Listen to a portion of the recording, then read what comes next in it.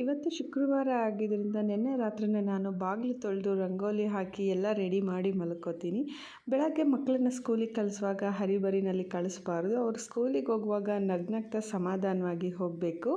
ಅದಕ್ಕೋಸ್ಕರ ನಾಳೆ ತಿಂಡಿಗೆ ಏನು ಬೇಕು ಅಂತ ಹಿಂದಿನ ದಿನಾನೇ ನನ್ನ ಮಗಳು ನನಗೆ ಆರ್ಡರ್ ಮಾಡಿಬಿಟ್ಟಿರ್ತಾಳೆ. ಅವಳು ಹೇಳಿದ್ದನ್ನೇ ನಾನು ಮಾಡಬೇಕು. ಇಲ್ಲಾಂದರೆ ಅವಳು ಲಂಚ್ ಬಾಕ್ಸಿಗೆ ಏನು ತೊಗೊಂಡು ಹೋಗಲ್ಲ, ಬರೀ ಫ್ರೂಟ್ ಮಾತ್ರನೇ ತೊಗೊಂಡು ಹೋಗ್ತಾಳೆ. ನನ್ನ ಮಾರ್ನಿಂಗ್ ರೂಟೀನ್ ಸ್ಟಾರ್ಟ್ ಆಗೋದು ಬೆಳಗ್ಗೆ 5 ಗಂಟೆಗೆ.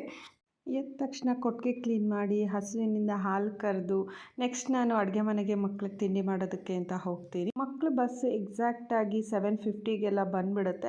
ಅಷ್ಟರಲ್ಲಿ ನಾನು ಮಕ್ಕಳಿಬ್ಬರನ್ನು ರೆಡಿ ಮಾಡಿರಬೇಕು. ಅದಾದಮೇಲೆ ನಾನು ಮತ್ತೆ ಆಳುಗಳಿಗೆ ಅಡುಗೆ ಮಾಡೋದಕ್ಕೆ ಸ್ಟಾರ್ಟ್ ಮಾಡಬೇಕು. ಇವತ್ತು ಹೆಚ್ಚಿಗೆನೇ ಆಳು ಬಂದಿದ್ದರು, ಅಂದರೆ ಸುಮಾರು ಒಂದು 15 ಜನ ಬಂದಿದ್ದರು. ಯಾಕಂದರೆ ಎಲ್ಲ ಪಾತಿನೂ ಕ್ಲೀನ್ ಮಾಡಿ ಬೀಜ ಹಾಕೋದಿತ್ತು. ಹಾಗಾಗಿ ಅದಾದಮೇಲೆ ಮಧ್ಯಾಹ್ನ ಸೌತೆಕಾಯಿ ಕೂಡ ಕೀಳೋದಿತ್ತು. ಮಕ್ಕಳನ್ನ ಸ್ಕೂಲಿಗೆ ಕಳಿಸಾದ್ಮೇಲೆ ಆಳುಗಳಿಗೆ ಅಡುಗೆ ಮಾಡಿಕೊಂಡು ನಾನು ತೋಟದತ್ತ ಹೋದೆ.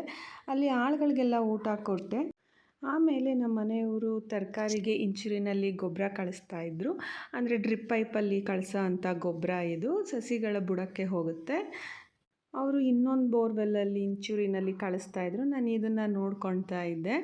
ನನಗಂತೂ ಇದನ್ನು ನೋಡ್ತಾ ಇದ್ರೆ ತುಂಬಾ ಬೇಜಾರಾಗುತ್ತೆ. ಆಹಾರ ಅನ್ನೋ ವಿಷಯ ಇಟ್ಕೊಂಡು ನಾವು ಆಹಾರ ತಿಂತಿದ್ದೀವ, ಕೆಮಿಕಲ್ ವಿಷ ತಿಂತಿದ್ದೀವ ಅಂತ ಅಂದ್ಬಿಟ್ಟು ಅಂಗಡಿನಲ್ಲಿ ನಾವೇನಾದರೂ ಕೊಂಡ್ಕೊಳ್ಳೋದಕ್ಕೆ ಹೋದಾಗ ತುಂಬ ನೀಟಾಗಿ ಚೆನ್ನಾಗಿ ಒಳ್ಳೆ ಶೇಪು ಕಲರು ಇರೋ ಅಂಥ ಥಿಂಗ್ಸ್ನ ನಾವು ತರಕಾರಿಗಳನ್ನ ಹಣ್ಣುಗಳನ್ನ ತೊಗೋತೀವಿ.